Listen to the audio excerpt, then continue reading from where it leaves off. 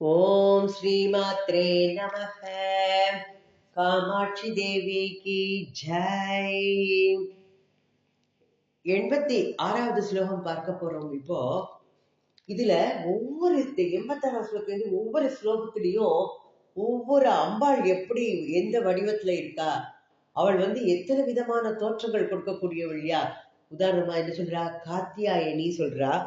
அடுத்தது அவளே தான் காமாட்சியா இருக்கக்கூடியவள், துர்க்கையாக இருக்கக்கூடியவள், சாமுண்டாவாக இருக்கக்கூடியவள், அன்னபூரணி, அவளே வாராகி, எல்லா பெயரும் அம்பாளுக்கு. தேவி மகாத்மியத்துல பார்த்தேன்னா அம்பாளோட இதை சொல்லுப்பா. பிரதமம் சைலபுத்ரீச்ச, திதீயம் பிரம்மச்சாரிணி, திருதீகம் சந்திரகண்டேதி, கூஷ்மாண்டேதி சதுர்த்தகம், பஞ்சமம் ஸ்கந்தமாதேதி, சஷ்டம் காத்தியாயனீதி ச, சப்தமம் காலராத்ரீதி, महागौरी इति साष्टमं, नवमं सिद्धिदा प्रोक्ता, नवदुःखा प्रकीर्तिताः, उक्तान् एतानि नामानि பிரம்மைனைவ மகாத்மனா அப்படின்னு சொல்றா.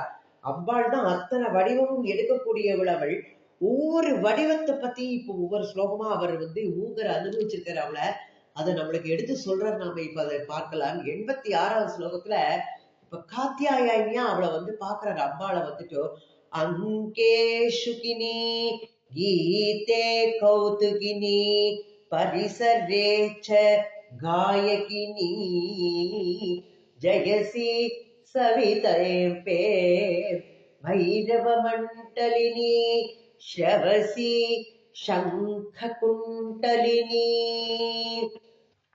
अङ्केशुकिनी गीते कौतुकिनी, परिसरे च गायकिनी, जयसी सवितेम्प भैरवमण्डलिनी, श्रवसी शङ्खकुण्डलिनी.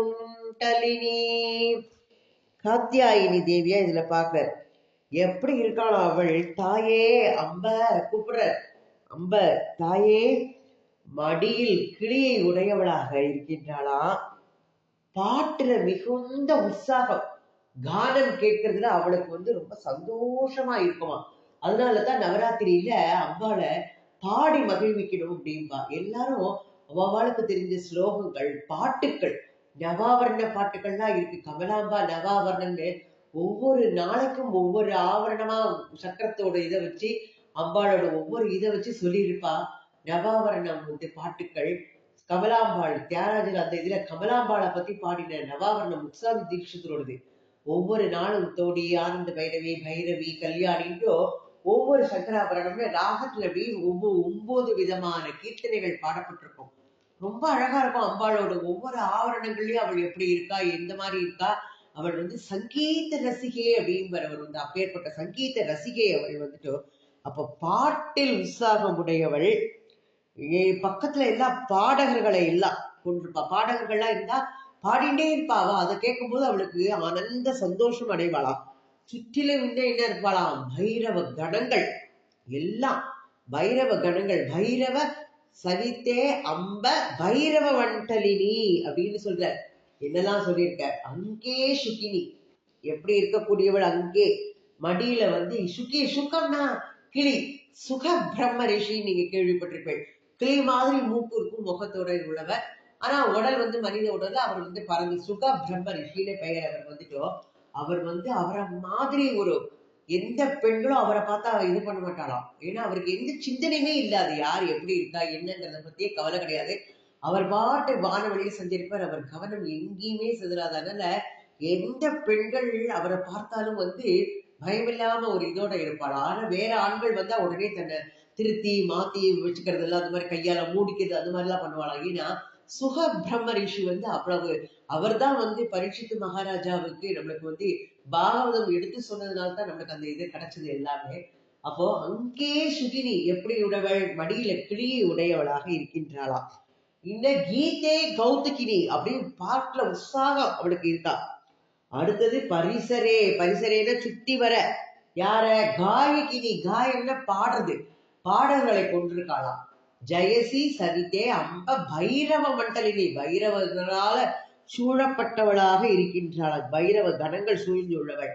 ஸ்ரவசி சங்க குண்டலினி, சங்கங்களால் ஆன குண்டலங்கள், சங்க குண்டலங்களை அணிந்திருக்கின்றாளா காதுகளில. எப்படி இருக்கின்றாளாம், சர்வ உத்திருஷ்டமாக அப்படி விளங்குகின்றாள் அப்படிங்கிறார்.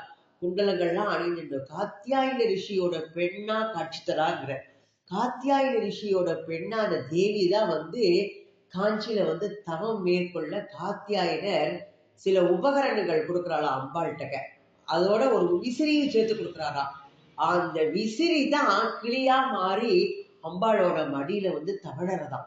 அப்போ கானம் செய்யறா. சுத்தி வர பைரவ கணங்கள் சூழ்ந்திருக்கு. காதுகளில சங்கிலான குண்டலங்கள் அணிந்து காணப்படுகின்றாள். அப்பேற்பட்டவள் மிகவும் சிறந்து விளங்குகின்றாள் அப்படிங்கிறார் அவர். அந்த அவளை நான் கண்டு கழிக்கின்றேங்கிற மாதிரி சொல்றாரு. இப்ப காத்தியாயினி வடிவத்துல கண்டிருக்கார் அவர். காத்தியாயினி அப்படின்னு சொல்ல போனா காத்தியாயனரோட ஆசிரமத்துல தோன்றியதுனால அவள் காத்தியாயினி. என்றும் கன்னிகையாக இருக்கக்கூடியவள் காத்தியாயினி, என்றும் கன்னிகையாக திகழ்பவள். அடுத்த ஸ்லோகம் 87வதுல என்ன சொல்ல போறாருன்னா, அடுத்தது என்ன பண்ற, துர்க்கையா சொல்ல போறார் அம்பாள. அவர் பாக்குறார் துர்க்கையா. பிரணத ஜனதா அபவர்க்கா கிருதபகு சர்க்கா சகிங்க சம்சர்க்கா காமாட்சி உதித பர்க்கா அதரிபுவர்க்கா त्वमेव सा दुर्गा प्रणत जनत अपवर्खा कृतभगो सर्खा सकिंह संसर्खा कामाक्षी उदित पर्खा हतर्रिपुवर्खा त्वमेव सा दुर्गा. தன்னை பிரணத ஜனத அபவர்க்கா, தன்னை வணங்குபவர்களுக்கு காமாட்சியே, உன்னை வணங்கும் உபாசகர்களுக்கு எப்படி இருக்காளா, மோட்சஸ்வரூபிணியாக இருக்கின்றாளா அம்பாள். அப்போ வணங்குபவர்களுக்கு முக்தி அளிப்பவளாக இருக்கின்றாள். அடுத்தது கிருத பகு சர்க்கா அப்படின்னு சொல்றாரு. எத்தனை விதமான என்ன சொல்றாருன்னா, நான்காவது விதமான நம்ம என்ன சொல்லுவோம், ஒரு பேச்சு சொல்லுவோம், 4 விதமும் அப்படி இருக்கு அப்படின்ட்டு. அப்ப 4 விதமான சிருஷ்டிகளை எல்லாம் செய்பவள் அவள். அத்தனை உயிரினங்களை படைத்தவள், பல வகைப்பட்ட உயிரினங்களை படைத்தவள். சகிங்க சர்க்கா சம்சர்க்கா சிம்ஹ சிம்ஹ சம்சர்க்கா, எப்படி இருக்கக்கூடியவள், சிங்காரத்துடன் காட்சியளிப்பவள், சிம்ம வாகனத்தை உடையவள். சிம்ஹ சம்சர்க்கா, சிங்க வாகனத்தை உடையவள் அவள், சிங்காரமாக காட்சி தரக்கூடியவள். காமாட்சி முதித பர்க்கா கதரிபூவர்க்கா, பிரகாச வடிவம் உடைய ஏவ சாதுர்காங்கிறது. எப்படி இருக்க, பிரகாச வடிவம் உடைய சிவனை சந்தோஷப்படுத்துபவளாக, பரமசிவனை மகிழ்விப்பவளாக இருக்கின்றாள். சிங்காரத்துடன் காட்சி அளிப்பவள், பரமசிவனை மகிழ்விப்பவளாக இருப்பவள். இன்னும் எப்படி இருக்க,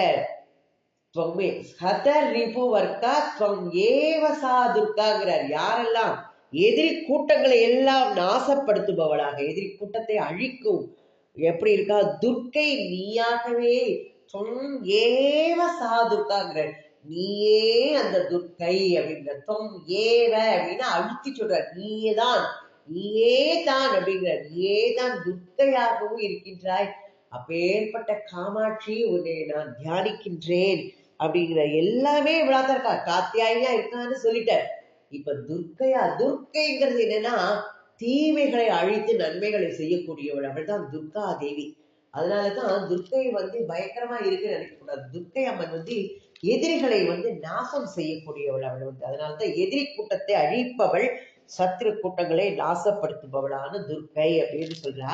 அடுத்தது 88வது ஸ்லோகத்துல என்ன சொல்றான்னா, இதுல யாரா பாக்குறான்னா சாமுண்டா. சண்ட முண்டரை சங்கரித்ததுனால அவளுக்கு பெயர் சாமுண்டான்னு பெயர். அவள் எப்படி காட்சி தரான்னு சொல்றார், பார்க்கலாம். ஸ்ரவண சலத்வேதண்டா சமரோதண்டா துதாசுரசிகண்டா தேவி கலிதாந்திரஷண்டா திரிதனரமுண்டா தொம் ஏவ சாமுண்டா அப்படிங்கிற.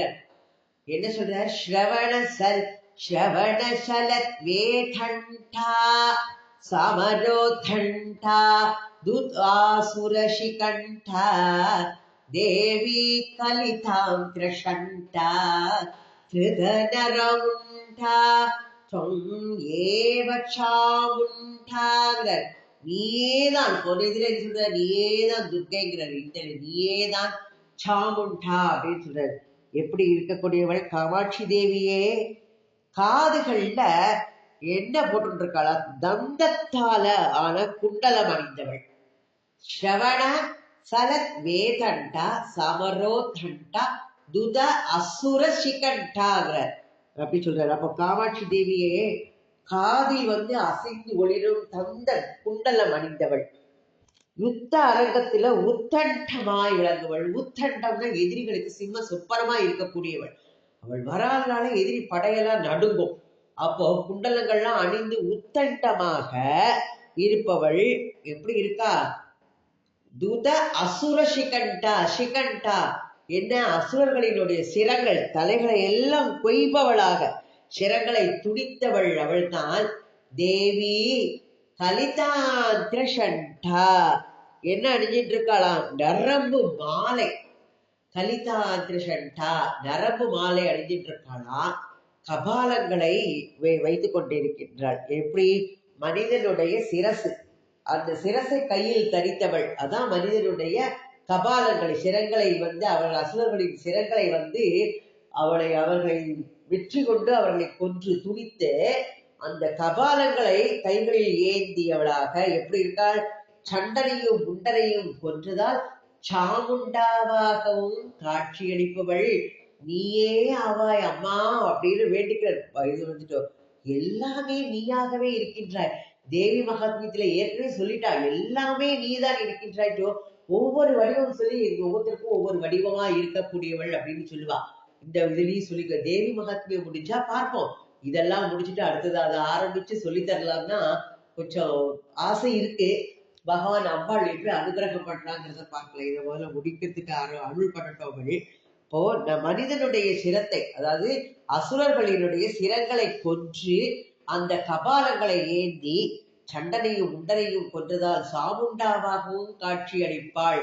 நரம் உண்டா அப்படிங்கிற திருத்த நரம் உண்டா அப்படிங்கிற அந்த கைகளில் மனித தலைகளை வைத்துக் கொண்டிருக்கக்கூடியவள் அவள் மனிதனுடைய சிரசை கையில் தரித்தவளுமான சாமுண்டாகவும் நீயாகவே இருக்கின்றாய் அம்மா அப்படின்னு சொல்றாரு. அவர் அடுத்ததுல என்ன சொல்ல போறான்னா, அன்னபூரணியாக அம்மா தாயே நீதாமா அன்னபூரணி அப்படின்னு சொல்றார். உர்வே தரேந்திர கன்யே தர்வே பரிதேன பக்த பூரணி பூரேண குர்வீம் அகிஞ்சனமார்த்திம் கர்வி புருஷே ஏவ காமாட்சி உர்வி தரேந்திர கன்யே தர்வி பரிதேன பக்த பூரேண குர்வீம் அகிஞ்சனார்த்திம் கர்வீம் புருஷே ஏவ காமாட்சி அப்படிங்கிறார். எப்படி இருக்கக்கூடியவள்? பர்வத ராஜகுமாரியாக அவதரித்த ஓ காமாட்சியே, மலையரசி மகளே, கரண்டியில் நிறைத்து கொண்ட அன்னத்தினால், அந்த அன்னரசத்தினால் எப்படி தரித்திரர்கள் அனுபவிக்கும் மகத்தான கஷ்டத்தையும் வெகு விரைவில் போக்கியலும் அன்னபூரணியாகவும் நீயே விளங்குகின்றாய் அம்மா தாயே காமாட்சி. எல்லாம் நீதாங்கிறார். அவர் சொன்ன ஒவ்வொரு இதுவும் ஒவ்வொரு இதா காட்சி தர அம்பாள் அவருக்கு. அவர் எல்லா வடிவத்திலையும் அவர் தரிசனம் பண்ணியிருக்காரு. மூவருக்கு அவ்வளவு தரிசனம் கொடுத்திருக்காரு அம்பாள். அதனால அவர் ஒவ்வொரு விதமா வர்ணிக்கிறார் அம்பாள் எப்படியெல்லாம் தனக்கு காட்சி கொடுத்தாங்கிறது தான். அதான் உருவி தரே இந்திர கன்னிய யாரோடது? மலையரசியோட பெண்ணே. ஏழைகளுக்கு தர்வி பரீதேன பக்த பூரேனங்கிற பசிங்கிற கொடுமையிலிருந்து அவளை அதை நீக்குவதற்காக கரண்டியால் அன்னத்தை எடுத்து வரும் அன்ன பூரணியாக இருக்கின்றாயே நீதான் அம்மா. அதுவும் அவள் எப்படி இருக்காளாம்? குர்வீம் அகிஞ்சனார்த்தியும் கர்வீம் குருஷே துவம் ஏவ காமாட்சி. காத்தியாயனர் ஆசிரமத்துல இருந்து அவர் கிளம்பி வரும்போது, காஞ்சிக்கு வரும்போது, காசியில கடும் பஞ்சம் நிலவரதான். ஒரு சமயத்துல காசியில பஞ்சம். அந்த பஞ்சத்தினால மக்கள்லாம் பரிதவிச்சுட்டு வரா. அம்பாளை வேண்டி இது பண்ணும் போது அம்பாள் காத்தியாயனர் ஆசிரமத்துல இருந்து எதா கிளம்பி வரா, காஞ்சியை நோக்கி வந்துட்டு இருக்கும் போது அந்த காசியில நிலவர பஞ்சத்தை போக்கணும் அப்படிங்கிறதுக்காண்டி அன்னபூரணியா அம்பாள் மாறி சிவன் உட்பட அனைவருக்கும் பிட்சை அளிக்கின்றாளா அம்பாள் அந்த பிட்சாய் அளிக்கக்கூடிய அம்பாள் அது யாரு? அன்னபூரணியாக இருக்கக்கூடியவள் அவள் தான் அப்படிங்கிறார். அப்போ என்ன பண்றாளாம்? இது ஏற்கனவே அபிராமி பட்டர் ஒண்ணு சொல்லியிருப்பார். எத்தனாவது? 57வது ஸ்லோகத்துல என்ன சொல்லியிருப்பார்னா, ஐயன் அளந்தபடி இரு நாடி கொண்டு அண்டவெல்லாம் உய்ய அறம் செய்யும் உன்னையும் போற்றி அப்படின்னு சொல்லியிருப்பார். ஒருவர் தம்பால் செய்ய பசும் தமிழ் பாமாலையும் கொண்டு சென்று பொய்யும் மெய்யும் இயம்ப வைத்தாய், இதுவோ உள்கள் மெய்யருளே அப்படின்னு. ஐயன் அளந்தபடி இருநாழி கொண்டு அண்டமெல்லாம் உய்ய அறம் செய்யும் உன்னையும் போற்றி அப்படின்னு சொல்றார். அப்போ தாயே, ஏகாம்பரநாதர் காஞ்சியில இருக்கிறவர் தான். ஏகாம்பிர, ஏகாம்பரம்னு சொல்லக்கூடாது, ஏகாம்பிர. ஏக ஆம்பிர மரத்தின் கீழே இருக்கிறவர்னால ஏக ஆம்பிரர். ஏகாம்பிரர் நாதர் வழங்கிய என்ன இரு நாழி, அந்த இரு நாழி நெல்லை கொண்டு அண்டமெல்லாம் காப்பாத்துறாளாம் காமாட்சி அப்படின்னு பெயரோட நீ காஞ்சியில விளங்குகின்றாயே. காமாட்சி என்னும் பெயருடன் அறம் செய்யும் உன்னை நான் புகழ்ந்து போற்றினேன் அப்படின்னு சொல்ற. அப்போ அந்த காமாட்சி ஒரு நாழி என்ன பண்றாரு? இரு நாழி நெல் கொண்டு 32 அறங்களையும் வளர்த்திருக்காளா அம்பாள். 32 அறங்கள் உண்டு. ஆதிசங்கரர் இயற்றிய அன்னபூர்ண அஷ்டகம் அது எப்படிப்பட்ட இது? அதை நித்தியம் சொன்னாலே யாருக்குமே பசி, அதனால வர கொடுமை எதுவுமே இருக்காது. நித்தியமா அவளுக்கு எப்படி உண்றதுக்கு ஏதாவது கொடுத்துட்டே இருப்பாளா அம்பாள். நித்யானந்தகரி, வராபயகரி, சௌந்தர்ய ரத்னாகரி, நித்து உதாகில கோரபாபனிகரி, பிரத்யஷமாகேஸ்வரி, பிராளேயாச்சல வம்சபாவனகரி, காசி புராதீஸ்வரி, பிக்ஷாம் தேஹி கிருபாவலம்பனகரி, மாதா அன்னபூர்ணேஸ்வரி அப்படிங்கிற ஆதிசங்கரர். எப்படி 8 ஸ்லோகங்கள்ல சொல்லியிருக்காரு அன்னபூர்ணா அஷ்டகம்னு. கடைசி ஸ்லோகத்துல என்ன சொல்லியிருப்பார்? அவர் தான் எல்லாமே, அம்மாவும் அப்பாவுமா, உலகத்துக்கே அம்மாவும் அப்பாவுமா இருக்கக்கூடியவா அவாதான். அவா 2 பேரோட துணை இருந்தால் இந்த உலகமே நம்மளுக்கு பந்துவாகும் அப்படின்னு சொல்ற அந்த காமாட்சியோட அன்னபூர்ணா அஷ்டகம் அதை சொன்னாலே நம்மளுக்கு எந்த விதமான பசியினால ஏற்படுற பிணியே கிடைக்காதுங்கிற. அப்போ 32 அறங்களையும் வளர்த்து இருக்கா ஆதிசங்கரர் இயற்றிய அன்னபூர்ணா அஷ்டகம். நித்தமும் ஃபுல்லா சொல்ல முடியலைனாலும் முதல் ஸ்லோகத்தையும் கடைசி ஸ்லோகம் நித்யானந்தகரி அதையும் சொல்லி கடைசியில என்ன சொல்லியிருப்பார்? அம்மா நீதான் உலகத்துக்கே அன்னையாக இருக்கக்கூடியவள், துவமேவ மாதா துவமேவ பந்து எல்லாம் சொல்றாலே அதே பொருள்படும்படி சொல்லியிருப்பார். நீதான் உலகத்துக்கே அன்னையும் தாயுமாக தந்தையுமாக இருக்கக்கூடியவள் நீதான் அப்படின்னு சொல்லிட்டு சொல்லும் போது அதுல சொல்ற அன்னபூர்ணாஷ்டகத்துல அருமையான அந்த ஸ்லோகம், அதை சொன்னாலே போறோம். அப்போ இந்த காசி கஷேத்திரமும் காஞ்சி கஷேத்திரம் காத்தியாயினியா அங்கேருந்து கிளம்பி வரும்போது, ஆசிரமத்திலேருந்து வரும்போது இந்த காசியில நிலவர பஞ்சத்தை போக்கி அம்பாள் காஞ்சிக்கு வந்திருக்கான்னு சொல்றார். அப்ப காசியும் காஞ்சியும் அன்னபூரணியும் காமாட்சியும் எப்படி முக்தி தலங்கள் ரெண்டுமே அப்படிங்கிறது. அது அன்னபூர்ணே சதாபூர்ணே சங்கர பிராண வல்லபே ஞான வைராகிய சித்தியர்த்தம் பிக்ஷாம் தேகி ச பார்வதி மாதா ச பார்வதி தேவி பிதா தேவோ மகேஸ்வரக பாந்தவா சிவ பக்தானாம் ஸ்வதேசோ புவனத்திரயம். 3 உலகங்களும் நம்முடைய உலகமா ஸ்வதேசமா மாறிடும். எல்லாரும் நம்மளோட சொந்தங்களா மாறிடுவா அப்படின்னு சொல்றார் அந்த ஆதிசங்கரன். அந்த ஸ்லோகத்துல அன்னபூர்ணியை நினைச்சு நம்ம உருகி சொன்னோம்னா நம்மளுக்கு எல்லா விதமான கஷ்டங்களும் நீங்கிடும். பசிங்கிற பிணி உலகத்திலேயே நிலவாது. அப்பேற்பட்ட ஸ்லோகம் அது. அதை நம்ம முடிஞ்ச அளவுக்கு நீங்க படிக்க முடிஞ்சா பாருங்க. இந்த இது அன்னபூர்ணாஷ்டத்தை சொல்லுங்க டெய்லி. அடுத்தது 90வது ஸ்லோகத்துல என்ன சொல்ற? இப்ப அன்னபூர்ணியா சொல்லியாச்சு. இப்போ முதல்ல என்ன சொன்னார்? காத்தியாயினா சொன்ன, துர்க்கையா சொல்லியாச்சு. அடுத்தது வந்து சாமுண்டா சொல்லியிருக்கார். இதுல அன்னபூரணியா சொல்லியிருக்கார்.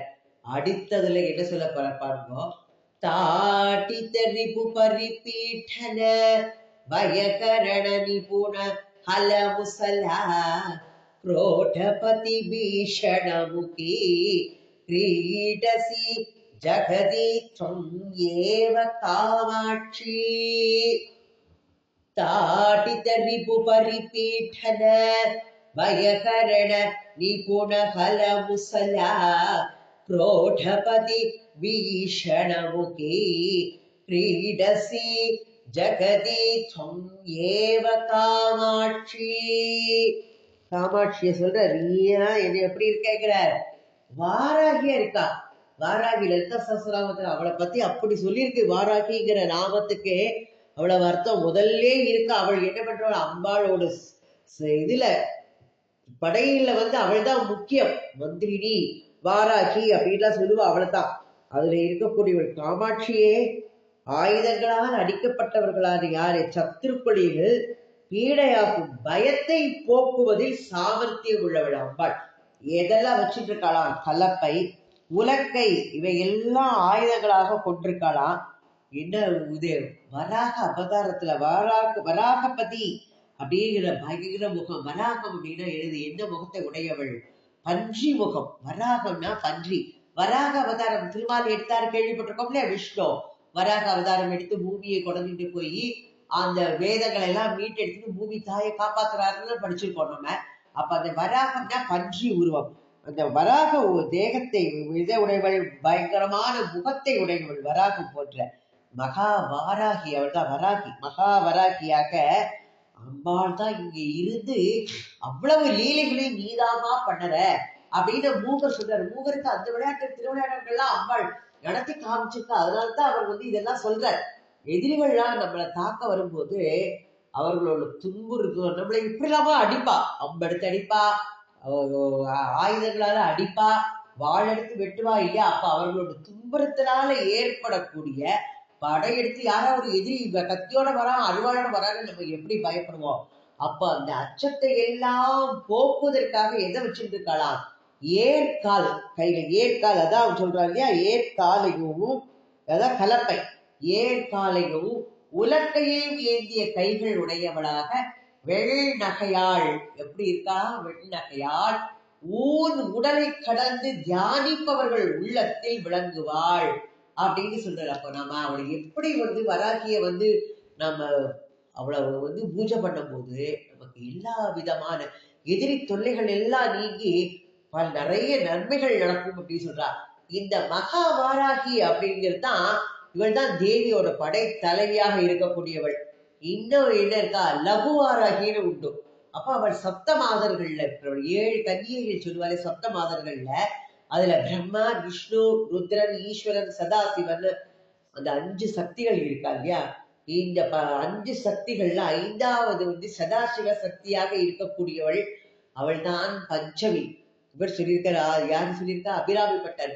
பைரவி பஞ்சமி பாசாகுசை பஞ்சபாணின்னு சொல்லுவார். அப்போ அந்த பஞ்சமிங்கிற பெயர் வந்து அம்பாளுக்கு ரொம்ப விசேஷமான பெயர். அப்போ பஞ்ச சக்திகள்ல 5வது சதாசிவ சக்தி, அதுதான் பஞ்சமிங்கிற நாமத்தோட அம்பாள் இருக்காளாம்.